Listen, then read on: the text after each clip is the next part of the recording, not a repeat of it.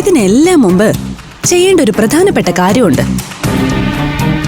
ഞാൻ പറഞ്ഞത് വേറൊന്നുമല്ല. എല്ലാത്തിനു മുമ്പ് അഭിയേട്ടനും അമൃതേച്ചിയും തമ്മിലുള്ള എൻഗേജ്മെന്റ് കൂടി നടത്തണം.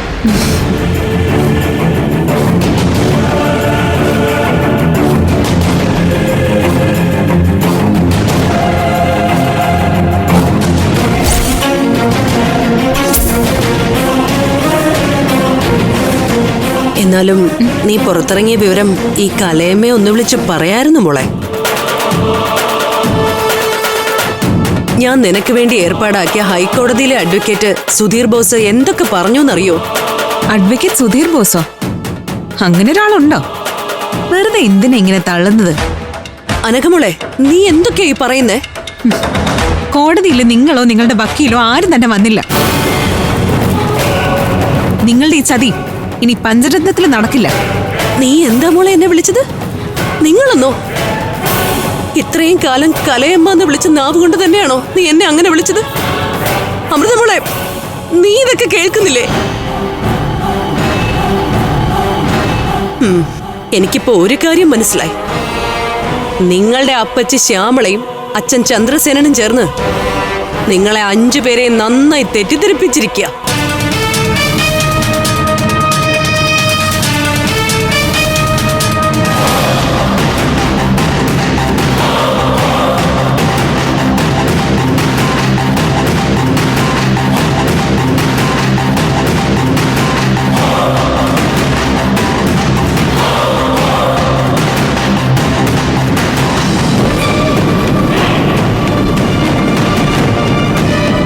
നിങ്ങൾക്ക് ജന്മം തന്ന ചന്ദ്രസേനൻ തന്നെയാ നിങ്ങൾ പഞ്ചരത്നങ്ങളെ ചതിക്കാൻ ശ്രമിച്ചിരുന്നത്.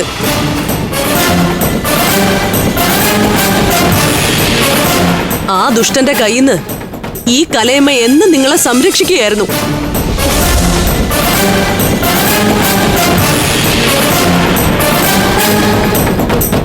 അതൊക്കെ നിങ്ങൾ മനസ്സിലാക്കണം. അമൃതയുടെ പിറന്നാള് ദിവസം പഞ്ചരത്നത്തിലെ ഭക്ഷ്യവിഷബാധയും സ്ഫോടനവും നടത്താൻ ശ്രമിച്ചത് നിങ്ങളുടെ അച്ഛനായിരുന്നു.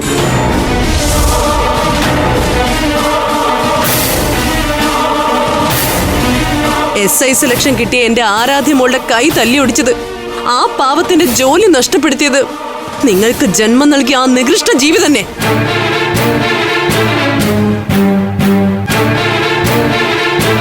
ഇപ്പൊ അയാള് മറ്റെന്തോ കള്ളക്കഥ പറഞ്ഞ് നിങ്ങളെ വശത്താക്കാൻ ശ്രമിക്കുകയാണെന്നൊക്കെ ഞാൻ അറിഞ്ഞു.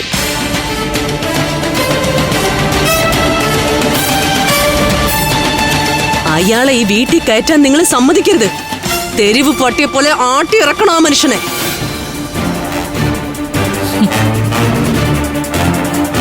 നിങ്ങളോട് അത്രയ്ക്ക് ദ്രോഹം അയാൾ ചെയ്തിട്ടുണ്ട്. ഞാൻ ഇത്രയൊക്കെ ചങ്ക് പറിച്ച് കാണിച്ചിട്ടും ഇവളുമാർക്കത് ചെമ്പരത്തി പൂവാണല്ലോ.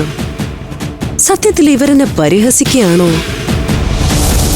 അമ്പലപ്പറമ്പിലെ ബാല കഴിഞ്ഞെങ്കിൽ കലാവതിക്കൊന്ന് തിരിഞ്ഞു നോക്കാം.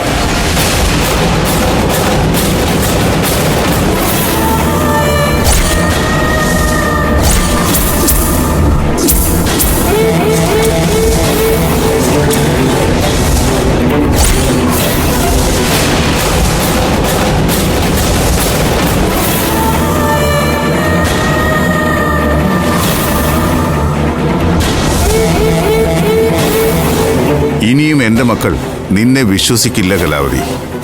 ഇവരുടെ മുമ്പിൽ പിടിച്ചു നിൽക്കാൻ ഇനി എത്ര തറ നമ്പറുകൾ ഇറക്കിയാലും അതൊന്നും ഇനി ഇവിടെ ചെലവാകില്ല.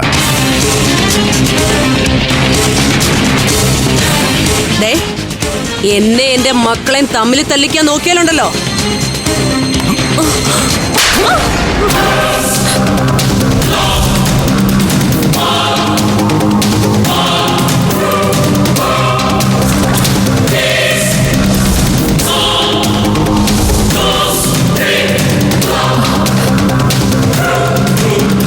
അച്ഛാ വേണ്ട, അവരെവിടെയെങ്കിലും പോയി എങ്ങനെയും ജീവിച്ചോട്ടെ. കേട്ടല്ലോ, ഇവരുടെയൊക്കെ മനസ്സിലേ നിനക്ക് എന്തുമാത്രം സ്ഥാനമുണ്ടെന്ന് ഇപ്പൊ നിനക്ക് മനസ്സിലായോ?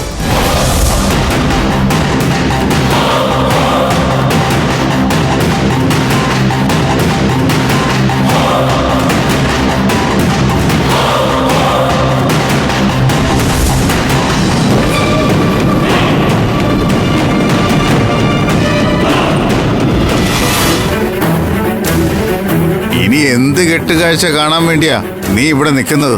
ഇറങ്ങി പോണം. ആരോടാ ഇങ്ങനെയൊക്കെ സംസാരിക്കുന്നെന്ന് ചന്ദ്രന് നല്ല ബോധ്യമുണ്ടല്ലോ. എന്നെ എന്റെ മക്കളെയും തമ്മിൽ തെറ്റിക്കാൻ നോക്കിയ നിങ്ങളോട് ഒരിക്കലും ഞാൻ പൊറുക്കില്ല. ഇറങ്ങി പോകാൻ പറഞ്ഞ നീ കേൾക്കില്ലല്ലേ? വാടി ഇവിടെ. ഏയ്, വിടാം. അച്ഛാ, വിടാൻ.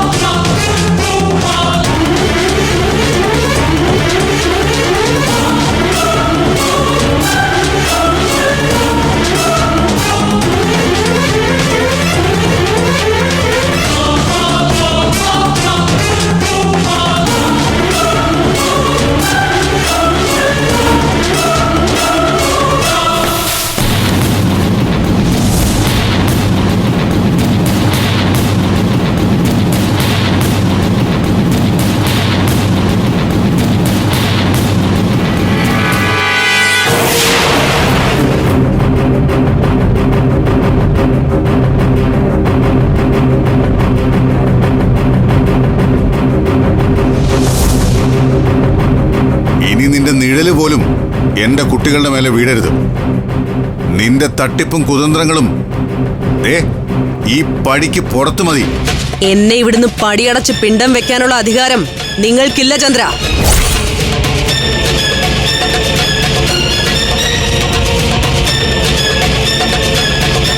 എന്നോട് ഇവിടുന്ന് ഇറങ്ങിപ്പോകാൻ പറയാനുള്ള അധികാരം ഈ നിൽക്കുന്ന അമൃതമോൾക്കും മാത്രമാ. അവള് പറയട്ടെ ഞാൻ പോണോ വേണ്ടയോന്ന്.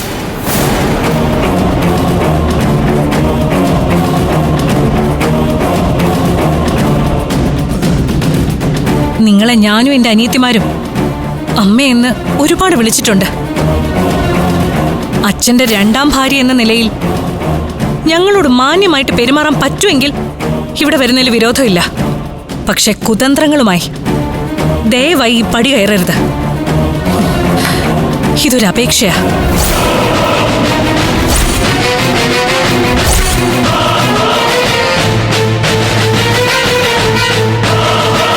ഓഹോ, അത് ശരി. എന്നെ ഇറക്കി വിടാൻ വേണ്ടി അച്ഛനും മക്കളും ചേർന്ന് മനഃപൂർവ്വം പ്ലാൻ ചെയ്ത ഈ നാടകം ഒരിക്കലും ഞാൻ പൊറുക്കില്ല. ഇതിനുള്ള ശിക്ഷയെ അച്ഛനും മക്കളും അനുഭവിക്കാൻ പോകുന്നേ ഉള്ളൂ. കാലാവധിയാ പറയുന്നത്.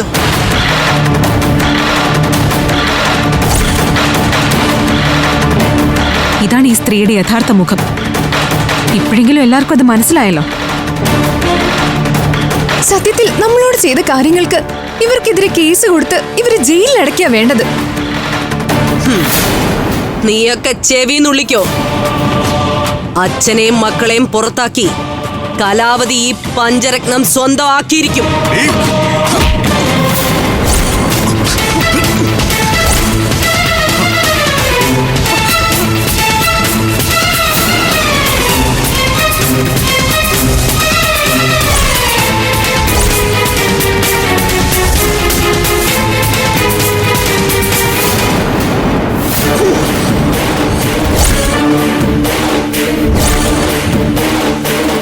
ഞാനും നിങ്ങളും തമ്മിലുള്ള ഒളിപ്പോര് അവസാനിച്ചിരിക്കുന്നു.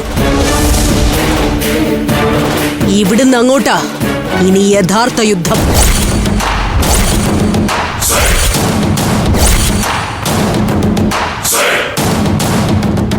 ഈ കലാവധിയുടെ യഥാർത്ഥ മുഖം നീയൊക്കെ കാണാൻ പോകുന്നതേ ഉള്ളൂ.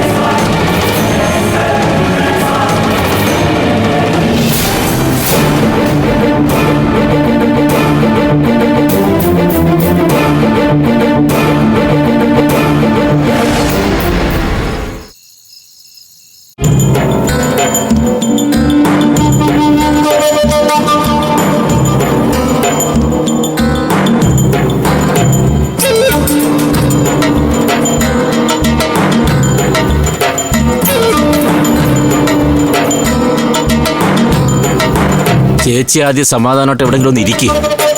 ബാക്കിയുള്ള കാര്യങ്ങൾ നമുക്ക് ആലോചിക്കാന്ന്. ഒന്നും ആലോചിക്കാനില്ല, എല്ലാം ഞാൻ തീരുമാനിച്ചു കഴിഞ്ഞു. അവളുമാർക്കിനി ഞാൻ കൊടുക്കാൻ പോകുന്നത് 8ന്റെ പണിയാ. ചേച്ചി കുറെ നേരമായിട്ട് ഇത് തന്നെ പറഞ്ഞുകൊണ്ടിരിക്കുകയാണല്ലോ. പ്ലാൻ എന്താന്ന് എന്നോട് തുറന്നു പറ. പറയാം. അതിനു മുമ്പ് ഒരാളും കൂടി വരാനുണ്ട്. അതാരാ? നമ്മളും പഞ്ചരത്നങ്ങളും തമ്മിലുള്ള പ്രശ്നത്തിനിടയിൽ മൂന്നാമതൊരാൾ.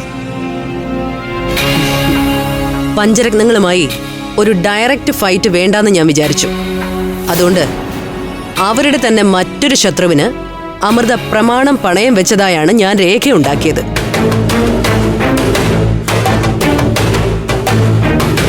ഇനി അങ്ങോട്ട് ആ ശത്രുവും പഞ്ചരത്നങ്ങൾക്കെതിരെയുള്ള യുദ്ധത്തില് നമുക്കൊപ്പം ഉണ്ടാവും. ആരാ ശത്രു? ചേച്ചി അത് പറഞ്ഞില്ലല്ലോ.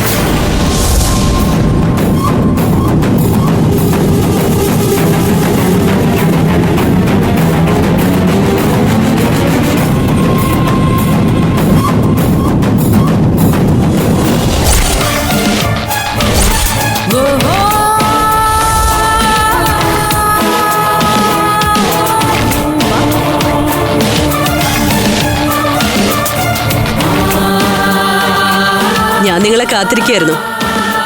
ദിവ്യയും ഞാനും അമൃതയെ പൊതുശത്രുവായിട്ട് പ്രഖ്യാപിച്ചിട്ട് ഇപ്പൊ കാലം കുറച്ചായി.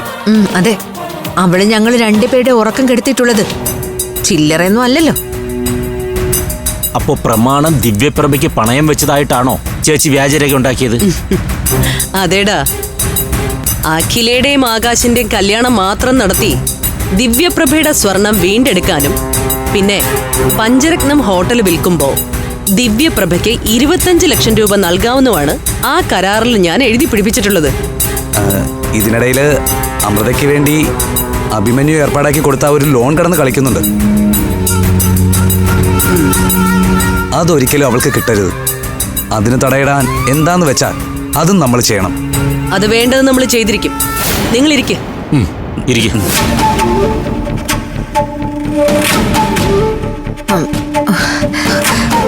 ആന്റി, അമൃത എന്റെ പേരിൽ എഴുതിയ ആ എഗ്രിമെന്റ് ഇല്ലേ, അതൊന്ന് തരാവോ? എന്തിന്? അല്ല, അതിന്റെ ഒരു കോപ്പി എടുത്ത് വെച്ചിട്ട്. പഠിച്ച കള്ളിയാ നീ. നിന്നെ പൂർണ്ണമായി വിശ്വസിക്കാൻ പറ്റില്ലെന്ന് എനിക്ക് നന്നായിട്ടറിയാം. അതുകൊണ്ട് ആ വെള്ളം നീ അങ്ങ് വാങ്ങി വെച്ചേക്ക്.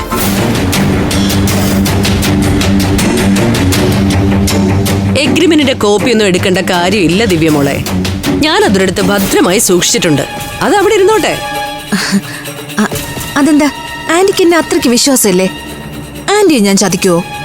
അയ്യോ, ഇതിൽ അവിശ്വാസത്തിന്റെ കാര്യം എന്തിരിക്കുന്നു മോളെ? നീ എന്നെ ഒരിക്കലും ചതിക്കില്ലെന്ന് എനിക്കറിയാം. ചതിച്ചാൽ നീ വിവരം അറിയും. ദേ, നീ ആ കടലാസിങ്ങെടുക്ക.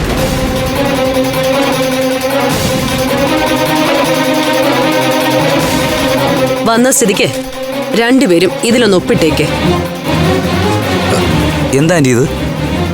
ബാങ്കിൽ കൊടുക്കാനുള്ളതാ. ഒന്ന് വായിച്ചു നോക്കിയിട്ട് ഒപ്പിട്ടാ മതി.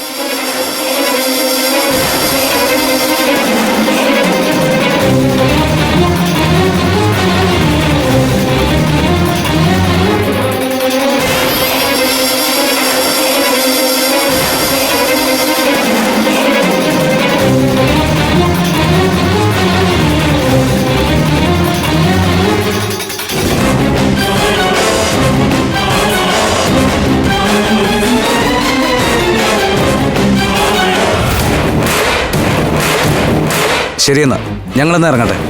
ശരി. ഞങ്ങളുടെ കാര്യത്തിൽ ആന്റിക്ക് ഒരു ധൈര്യക്കുറവും വേണ്ട.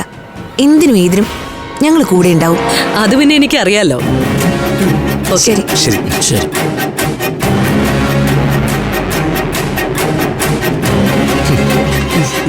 ചേച്ചി ഇനി അടുത്ത അബദ്ധത്തിലേക്കാണോ ചാടുന്നത്?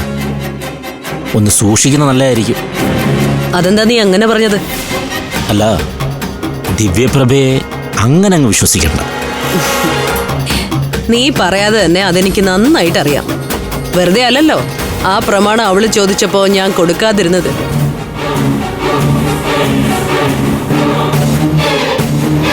എങ്ങാനും എന്നെ ചതിക്കാമെന്നൊരു അബദ്ധ ചിന്ത അവളുടെ ഭാഗത്തുനിന്ന് വന്നു പോയാൽ ആ പ്രമാണം ഞാനങ്ങ് നശിപ്പിച്ചു കളയും. അതോടെ പഞ്ചരത്നം ഞങ്ങൾക്ക് രണ്ടുപേർക്കും കിട്ടാതെ പോവും. അത്രേ ഉള്ളൂ. അല്ലാതെ അതും കൊണ്ടുപോകാൻ അവളെ ഞാൻ വിടില്ല. അതുമാത്രമല്ല, ദേ നീ അങ്ങോട്ട് നോക്കി. അവളും ഞാനും തമ്മിൽ നടന്ന എല്ലാ സംഭാഷണങ്ങളും ഇതുപോലെ ഞാൻ വീഡിയോ റെക്കോർഡ് ചെയ്ത് വെച്ചിട്ടുണ്ട്. എനിക്കെതിരെ ഒരു ചെറു വിരലെങ്കിലും അനക്കാൻ അവള് തുനിഞ്ഞാൽ ആ തെളിവുകൾ വെച്ച് അവളെ ഞാനങ്ങ് പൂട്ടും. സമ്മതിച്ചു. ചേച്ചി ഇത്രയും വലിയ തയ്യാറെടുപ്പോടെ നിൽക്കുകയാണെന്ന് ഞാൻ അറിഞ്ഞില്ല. തയ്യാറെടുപ്പില്ലാതെ പറ്റില്ലല്ലോടാ. അവസാനത്തെ കളി നമുക്ക് ജയിച്ചല്ലേ പറ്റൂ.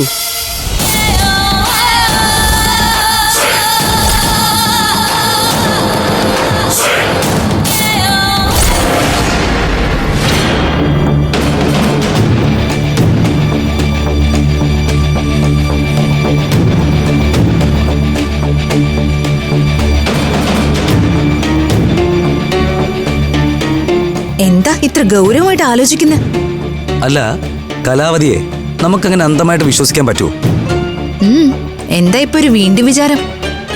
പഠിച്ച കള്ളിയാണ്. ഒറിജിനലിന് പകരം മുക്കുപണ്ടം നൽകി നമ്മുടെ അമ്മയെ ചതിച്ച ആളാ. അതൊക്കെ കൊണ്ട് ഈ കലാവതിയുമായിട്ടുള്ള ഇടപാട് വേണോന്ന് എനിക്കൊരു സംശയം.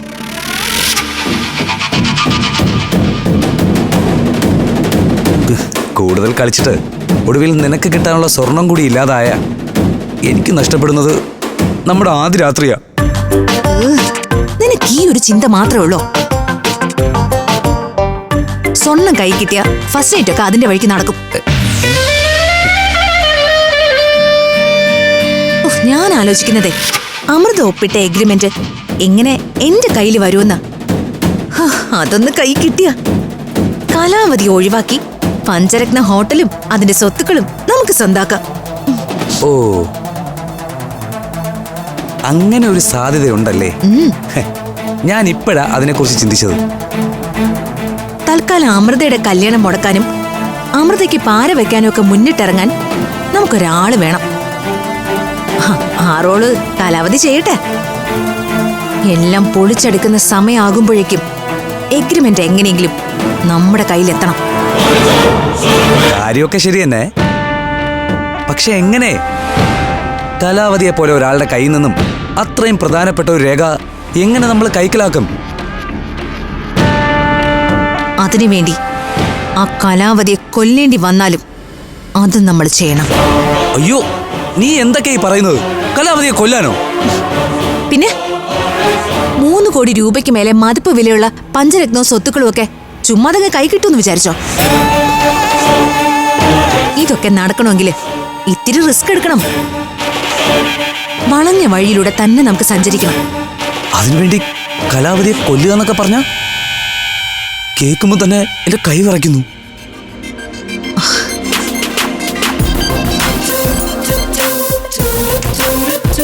നമുക്ക് വേണ്ടത് പണമാണ്. അതുണ്ടാക്കാൻ ഏത് വളഞ്ഞ വഴിയും സ്വീകരിക്കണം. ലക്ഷ്യമാണ് പ്രധാനം, മാർഗമല്ല. നീ എന്താ മോട്ടിവേഷൻ ക്ലാസ് നടത്തുകയാണോ? പഞ്ചരത്നങ്ങളുടെ സ്വത്തുക്കൾ നമ്മുടെ കയ്യിൽ വരാൻ നമ്മൾ ഇത്ര റിസ്ക് എടുക്കണം സുമേഷേ. ആ കാര്യത്തില് സുമേഷ് എന്നെ സഹായിക്കണം. കലാവതിയെ കൊല്ലണോന്ന് പറഞ്ഞപ്പോ വിറച്ച ഈ കൈയില്ലേ, ഈ കൈകളിൽ തന്നെ ഞാനൊരു കത്തി അങ്ങ് പിടിപ്പിച്ചു തരും. അതുകൊണ്ട് സുമേഷ് കലാവതിയെ കൊല്ലണം.